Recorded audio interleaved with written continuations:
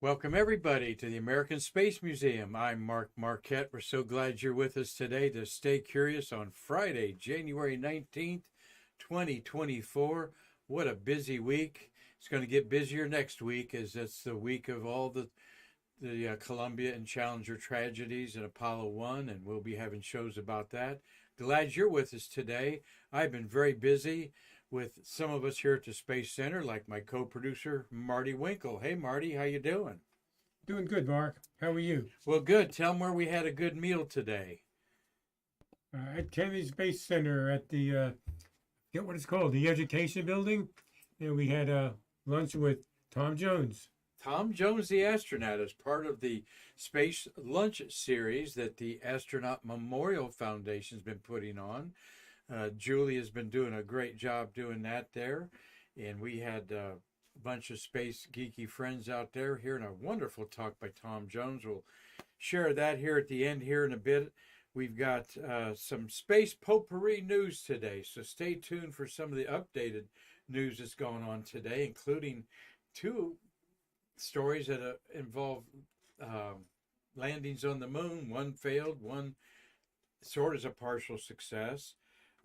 And there's been some great discoveries of things called black holes. And black holes always kind of perk your ears up because, that's so exotic and whatnot.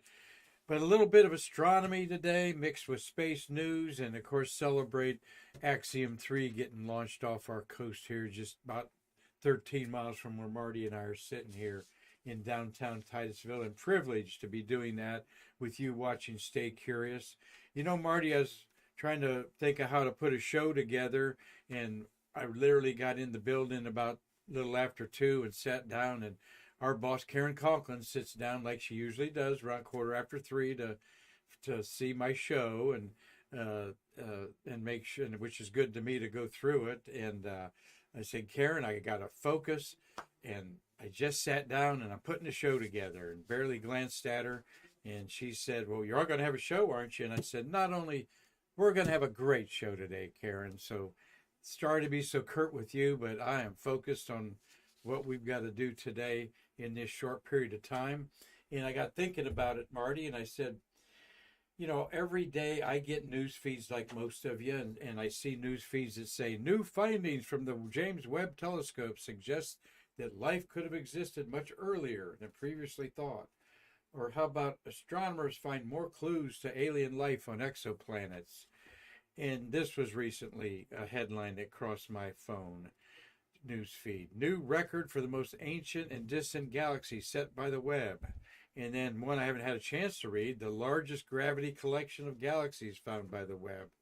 Every day we are having new discoveries that frankly, it's hard to keep up with.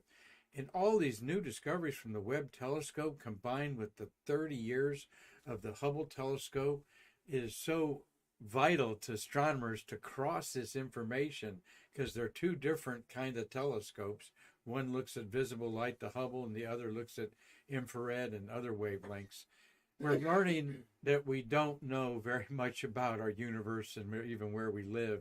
Every day, these discoveries, I think, make human beings seem even more insignificant and enhance the fact that there's got to be millions and billions of civilizations across this universe. If you know a little about it and study a little about it, like I have most of my life, the distances are just so mind-boggling. And just to set that, the sun is just 93 million miles away. And the speed of light is 186,000 miles a second, about 6 trillion miles in 1 year. But the sun at 93 million miles away is so far away that sunlight takes 8.5 minutes to travel from the sun to hit your nice body that's being tanned out there at Cocoa Beach or Playa Linda Beach. 8.5 minutes is the delay. The moon is a second delay by looking at it at the speed of light. So distances are incredible. We'll do a show together about some of these new discoveries maybe next week, which will be quite busy. Probably won't be next week because we've got 4 guests next week to talk about the NASA's darkest week, including Mike Leinbach. Next Friday is going to be sitting here beside me and taking a question and answers from you all. We're going to get Eric Perlman back, our black hole expert from the Florida Institute of Technology. So that's what we're going to talk about today. Let's get on with it here as we remind everybody that our astronaut memorial is at Sandpoint Park a week from Sunday, January 28th, 1 o'clock. Astronaut Mike McCully will be doing the honors, as is a very patriotic and reverent ceremony of our 17 heroes. There you see not only flowers placed on the plaques that are around the American flag at Sandpoint Park, but an apple there on Krista McCullough. And Mike McCully's a well-beloved leader and president of the United Space Alliance after his astronaut career that managed the shuttle at the end of its era. We've always wanted you to keep the American Space Museum in mind as your proud nonprofit that you want to help us out with your tax-deductible donations. You just go up to our donate page on our website. That's the yellow button way at the top. And you can do it PayPal, send us a check, do it any way that's convenient for you. We are one of 4,000 nonprofits just in Brevard County that need $7 billion with a B a year to function. So we want to get our share, and we're unique that we have great friends out of our area here. Of course, the Usiak brothers, Dave Stange, so many of you, Hazel Banks, want to give and have given to us, Carlton Bailey, and just on and on. We've had a special donation from Steve Jokums, his Lake County Spaceport, to space through modeling is what his mantra is there, and we'll learn more about Steve Jokums and learn today that he's an amateur astronomer like me, and so he's going to be interested in a little segment I'm going to do here in a second about what does astronomy and Curious George have have in common, Marty? What does stargazing, star maps in particularly, and the character Curious George, a childhood cartoon character, have in common? I know Steve Jokums knows what it is, but he's got a business that we want you to support at LakeCountySpaceport.com. He makes decals for your beautiful models and other accessories. Well, the first tip of news here is the demise of the Peregrine moonlander that went out the distance of the moon, but not even close to the moon, and then did a free return and burned up in the South Pacific at 24 hours ago, in fact. And there's the path of the destruction. It was near Tongo and Pango Islands, really in a super remote area. Have not seen any photos of it. It was night during that time, so you'd see a streak in the sky. And this is the crippled Peregrine, where a fuel line malfunctioned and destroyed the propulsion system, but the 20 ride shares on there, including 5 NASA packages, were all working. So everybody's machinery, there was like 5 mini rovers on there about the size of a child's toy from Carnegie Mellon. So there are 6 more missions headed to the moon this year, all right? And this is by the Astrobiotic company out of Pittsburgh, and they'll be trying it again. But just hours ago, this morning, I didn't know much about this, Marty, until it crept up on me last night, and I'm going, wow, I'm so busy today, we'll have to squeeze this in. But JAXA Space Agency is the 5th nation to land softly on the moon. Their SLIM, S-L-I-M probe touched down successfully on the moon today, but its solar panels aren't generating electricity as planned. This is an artist's conception there. So, Marty, we got a comment. Yeah, it was odd you brought that up, but Dave Stange mentioned a few minutes ago, it sounds like the Japanese lunar lander is having power problems after landing. Yes, it is. And so they had the successful propulsion system landing. Thank you, Dave, for helping me with that. The solar panels aren't generating electricity as planned. Their officials said during a briefing a few hours ago, if the problem isn't fixed soon, it'll go silent forever as its battery cannot support operations on the moon for just a few hours. So let's see the pictures, okay? If you got a few hours left there, let's see the pictures. That's get them out there. We're always anxious to see new pictures from the surface of the moon. I'm not sure where on the moon it landed, but I'll do my research and we'll recap that Monday, because Tuesday we're going to have Gary Allgaier talking about Apollo 1. Then we're going to have Terry White coming on Wednesday. And after he gives out all his hugs, he's going to talk a little about the tragedies that he dealt with. Gary's going to come back again on Thursday and talk about Challenger. He was a structural engineer on both of those vehicles. He knew the structure of them and has pieced together some interesting facts. And then Friday, we're going to be blessed with Mike Leinbach, who launched Columbia, wrote a book about it, and we're going to have a question and answer with Mike. He said he'd be happy to do that. So a big week going out next week. And then we'll, of course, have our Sunday memorial there. So, well, we hope to see some pictures from JAXA. They still landed. They got communication from everything on the lander. Not sure how big this is. Monday, I'll recap all that for us on Stay Curious.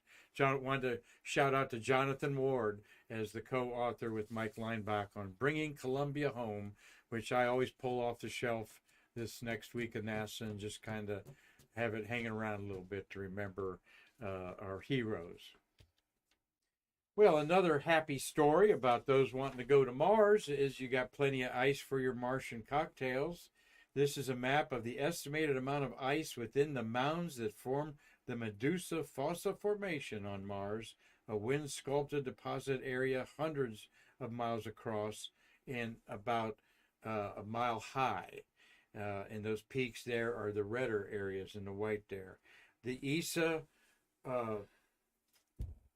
agency's orbiter that's been orbiting for about 12 years made these findings. Mars Express is now in its 20th year of operation, and it has detected for the first time evidence that has been found near Mars' equator. All right. This is by far the largest amount of water detected so far from the poles, and it appears to match previous discoveries of frozen water on Mars. So Mars ain't the place to raise your kids, to paraphrase Elton John. In fact, it's cold as hell, and it is very cold. You got to think Antarctica cold, all right, on a warm Antarctica day. Yes, they say it gets 40 degrees or 50 on the surface, but Mars's atmosphere is so thin that from your feet, if it's 40 degrees at your feet, at your waist it's going to be 0, and the top of your head might be 10 below 0. That's the thinness of the atmosphere. It does not keep any warmth very high above the rocks there, because it's less than 1/10 the atmosphere of Earth. Still, it's strong enough to whip up some dust devils, and about every 3 or 4 years, or about once every decade, Mars has a global dust storm that hides the features as from telescopes on Earth and orbiting spacecraft. We've witnessed this several times. Well, what's up next on today's space news is a little bit of astronomy. Stargazer Mark's Backyard Astronomy. You go out tonight, and in the dark skies, about 8 o'clock, look to the east, you're going to see the 3 stars of the belt of Orion rising, and the 2 stars of its shoulders and the 2 stars of its knees, and unmistakable. But tonight, the moon's going to be directly overhead. It's going to be 10 days old. Now, I'm trying to be teaching you to talk like an astronomer. So if I say the moon is 10 days old, Marty, how will it look in the sky? And if you know and talk like an astronomer, you'll know, well, let's see, 0 days is new moon.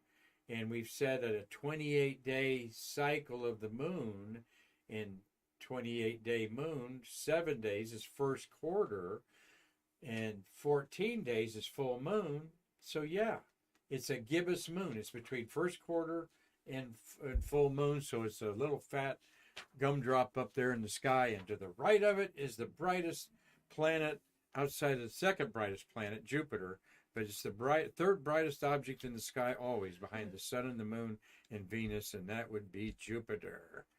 Before we get to Jupiter here, let's talk about Curious George here for a minute. Let's get curious with Curious George. Hope don't sue me, okay, over this. But the author of this wonderful thing is there he is, Mr. Ray, H.M. Ray, all right? And he is reading a book, Curious George to kids there, right? H.A. Ray, H period A Ray, I think it was Herbert Ray, R-E-Y.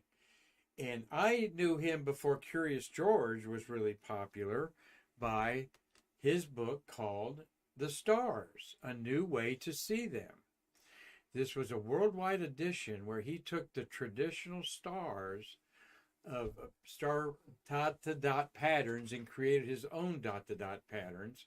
Marty, I've known for a long time. We've looked at the night sky a few times together, and Marty has a hard time seeing the Orion's Nebula and Hercules, and that there's a Leo the Lion up there, and I don't blame him because it's easy, it's ingrained in my DNA, but it's hard to see. So H.A. Ray kind of put some of the classics together, and here is the traditional way of looking at Castor and Pollux. This is right below the moon tonight, by the way. You'll see two bright stars above each other, and that is Gemini the Twins. Well, it just looks like actually looks like a hoop for croquet. If you know what a croquet is, hitting balls with a mallet through hoops, that's what that looks like. So he makes it look like this, like two brothers holding arms in there, and those stars are there. It's just sort of a different way to look at it that might ingrain it there. And then a summertime constellation, Leo the Lion, I think looks like the body of the lion, and the mane is the backward question mark with the bright star Regulus at his chest there. But he, H.A. Ray, the inventor of Curious George, puts it together like this, the stick figure of the head and so forth, to get you to look at this pattern and then in your mind's eye connect the dot to dot like that. So very interesting, quite an interesting person, H.A. Ray, writing the Curious George and this famous stargazing book in the 60s that I have an early edition of that. It's not worth a whole lot, but someday it might be, along with the Curious George book. Well, talking about Jupiter, you're going to look at the moon tonight, and then the moon's going to keep going to the left of Jupiter and towards, actually, Gemini the Twins there. But Jupiter, through a mild telescope, will look like this. Jeffrey Merrick of our Brevard Astronomical Society took this photograph of Jupiter and three of its four moons. One of the moons is behind it. And these four moons Galileo saw in 1609, in January 1609. So we're celebrating, all these years later, 415 years ago. Nobody knew that Jupiter had other satellites going around it. And that meant 400 years ago that the Earth could not be in the center of everything as we thought. And they thought that the sun went around the Earth and everything went around the Earth, the old way to look at things for 2,000 years. And this was breakthrough to find other objects orbiting the wandering planets. Of course, they didn't know Jupiter was a giant globe of gases and so forth. But what's interesting is we've got a spacecraft called Juno orbiting Jupiter. We've also got the Webb telescope looking at Jupiter. Here is a pretty good backyard telescope photograph of Jupiter with the famous red spot. The cloud bands look like a Van Gogh painting up close. I should have threw a picture of one of those in there. They really do look so surreal. And to the right is one of the planets. By the way, there's four that Jupiter saw, but there's only three here because one's behind the planet. And that's fun to watch too as these move throughout the night. And sometimes you can watch a moon like Io, Ganymede, Europa, or Callisto are their names, come out from behind or disappear behind the planet. And this is all predicted on astronomy information. Well, this happens to be Io. Io, the closest moon to Jupiter, only takes less than a month to whip around Jupiter. It's the size of our moon, and it is tormented being close to Jupiter by being pulled by its gravity. And on one side, when it's further away, it's pulled one way. When it gets on the other side of the planet and closer, that part of it's pulled, so it's hot. And what is going on there are volcanoes. And I'm going to show you some of those volcanoes here in a minute. But this is a visible telescope shot, similar to what the Hubble would do.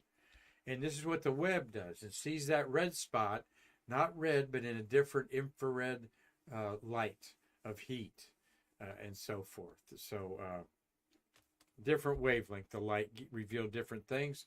And here we barely see the ropey ropes that go around Jupiter. All right, this is from a different angle, so it's not actually looking like it's going around the equator.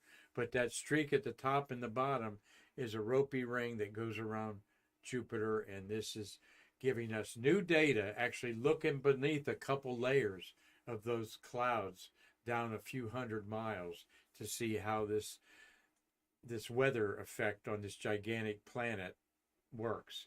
Every planet in the solar system, Jupiter can fit inside of Jupiter. Saturn, all Uranus, Neptune, Earth, all of our moons, everything can fit inside there comfortably. It's so big. Well, Juno swooped down. It's in a big orbit that takes it over 1 million miles away from Jupiter, and then it comes down and swoops by Jupiter 900 miles above the surface of Io. It did. Io is the name of this. And what are we looking at? By the way, Jupiter's gravity affects Juno so much that it was going over 450,000 miles an hour. The fastest any man-made object's ever been recorded. 450,000 miles an hour. Yes, it's got special heat elements on it to keep its instruments alive as it gets that close to Jupiter at that speed, and there's atmospheric phenomenon going on. Well, in the blue on the horizon, Marty, is one of 200 volcanoes erupting on this our moon-sized moon called Io. And what's all this blue stuff up here? So that's lava, sulfur lava, a substance we really are unfamiliar with on Earth.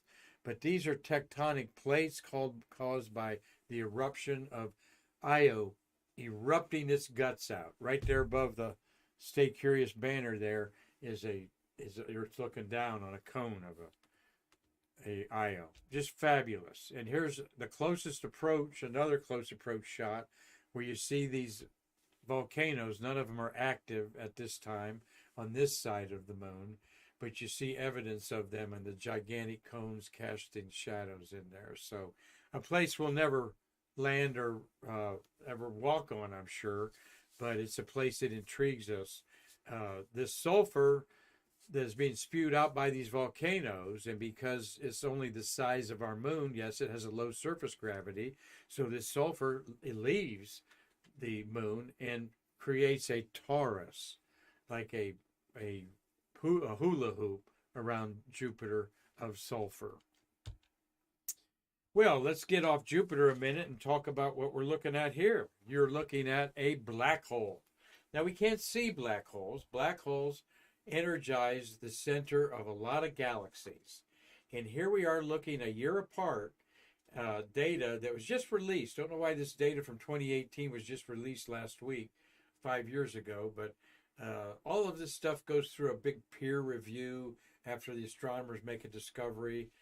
It takes, as you can see, years for them to confirm their data because you can easily be fooled because we're looking at things we don't understand. So on the left is what we call the event horizon of a black hole is in the center. And the edge is debris being sucked in by it. All right. Literally like the drain on your sink going down the drain. All right. And the black hole is the drain. What's significant about this is a very active galaxy you're going to see in a minute that's actually throwing out a jet into space by this black hole. And here we can see a year apart where the event horizon, some more material has, maybe a planet or two got too close and are sucked into this black hole or a star, all right? And the energy it releases as it's torn apart creates the light. And so here we see this around the edge, and what's very significant to astronomers is the black hole has stayed a circle over a year. It hasn't changed its diameter. We know that is whatever it is, sucking energy in. And I'm telling you, we scratch our heads all the time about this stuff. If a star is being ripped apart and creating that energy and going into a black hole, what's on the other side of that black hole? Where's it going? We don't know. But here is the galaxy called Messier 87, number 87. It is in a super giant elliptical galaxy in the constellation Virgo that contains several trillion stars. This is not the traditional pinwheel galaxy that we live in, like the Milky Way. This is a different class of galaxy that is more condensed and like a ball. And to the upper right, you see a little line going out of it. That's a jet of energy. And that jet of energy in an artist's rendering of a black hole in the center. And you see the bright area there. Looks very much like the photograph that we saw there, if you can envision that. And all of this incredible amount of energy is going into cosmic rays and exotic X-rays and so forth, and just blasting out of this black hole in a jet. All right, and that's called the accretion disk, is the area at the event horizon where everything is accreting and then they're being ripped apart. And the black hole itself is called singularity. Not light can even escape there. Gravity is so intense, that's why it's black. And there is that jet coming out of the galaxy in a Hubble telescope enhanced photo there. So everybody loves talking about black holes. This image is telling the story that the black hole shadow is persistent. It's still there a year later. We see the ring is a beautiful circle. It's very circular. It's not elliptical or anything else. In this ring, we also see an enhancement, which is what they expect at the distance of this object, 55 million light years away. The light in this picture left about 10 million years after that asteroid hit the Earth and killed all the dinosaurs. So there's some astronomy for your thirst this week on Stay Star Curious. And we'll end our little program today with some photos of yesterday's launch. This is the peanut gallery I posted on Facebook. Some people were kind of bundled up, though. It was about 65 degrees. Little chilly wind there off the Indian River there, Marty. But I'm sure Dave Stange up there in Michigan would take a 50-degree wind about now. As we know, up in Tennessee, where some of my family is, it was 8 degrees the other night. And but this is the 4 astronauts headed to the International Space Station. 3 of them are rookies, one going up for the 6th time. Michael Lopez Allegra, a NASA astronaut, now his 2nd flight on the ESA. This is the 3rd flight of Freedom. And like I said, this is about 9 miles away. And the VAB's to the right. Didn't get the VAB in this picture there. And then 8 minutes later, when the first stage came down, that's what it looked like from about 9-10 miles away. Not much. Happened real quick. The launch, frankly, wasn't one of the best ones we've ever seen, even for noise, because within about 15 seconds, it went into the cloud deck, and we're never seen again. Some of our professional friends like Carlton Bailey said that there was fog and heavy clouds, and it wasn't very good from where CB said he was out at Jetty Park, which is at the Port Canaveral area. So framed a few little leaves there to give it some effect there as it landed. But thank you, Chris LeMarie. Chris LeMarie is one of our new friends here at the American Space Museum. He's from Boardman, Ohio, and he is wanting to perfect his shooting craft. And Marty, this is the best I've seen off of the property, meaning not a press person closer, or remote cameras of a landing of that first stage rocket there. Look at that gorgeous photo. Chris LeMarie said he was on a boat. All right, look at the legs coming out there. Landing. What a great capture, Chris. And wheels down there. And I meant to look up how many times that one's flown. So I'm not going to guess. but it's one of those that's flown multiple times. I think Musk is up to 16 or 17 now. He's got several in his fleet, and they're probably quit at 40 if they last that long. They have publicly said that they hope that they'll probably shelve them after 40 trips to space. Each time has saved them millions and millions of dollars. And Marty, what's not talked about a lot is he's recycling the fairings from the payloads now. He's perfected that down. He did have a catcher's mitt type of thing, and now he's got, they actually have rockets on them to guide them and bring them down with parachutes, like some of you may use that type of rig to have fun and fly on the ultralights. So, all right, let's see what we got. One more picture here. Yep, the crew up there. There's Lopez Allegra there in the middle left. The Turkish astronomers on the far left. Italy's Air Force astronomer on the right. And we've got Marcus Wendt from the Sweden there on the right. That our friend Alex Carl from the ESA is down here for. And we might get Alex in here to the last minute. He's supposed to show up and tour one of his friends there. But we know Doug Forrest is watching. Thank you, Steve Jokums. We love promoting you and you modelers out there. Go check out Lake County Spaceport to get your needs there. Cynthia Rossi, great breaking bread with you today. Gary Gerald up there in Georgia. Dave Stangy, we appreciate your support, Dave. Mark Usiak and Carlton Bailey and Larry Pushkar. We're glad that Larry's watching today and staying curious. And tell your friends they can watch any show anytime on and stay curious on that. So let's hope that we can increase. We're going to have a big fun drive with a couple other of our partners here, probably in February and March. So we kind of didn't get it rocketed off like we did in November. So that's okay. Things happen for a reason, but we do need your support.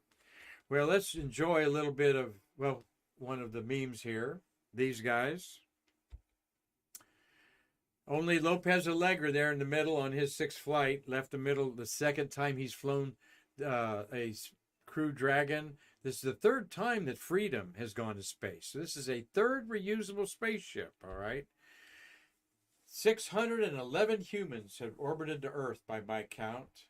And I've confirmed this somewhat with a couple other people. Might be off by one or two. If you've counted them all on the Association of Space Explorers that have orbited Earth, I haven't counted their list. Women are up to 75. All right, we have 2 women on the International Space Station. When is the crew going to dock?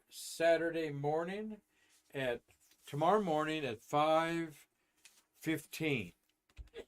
5:15 a.m. Eastern Standard Time. Hatch opening will occur not long after that.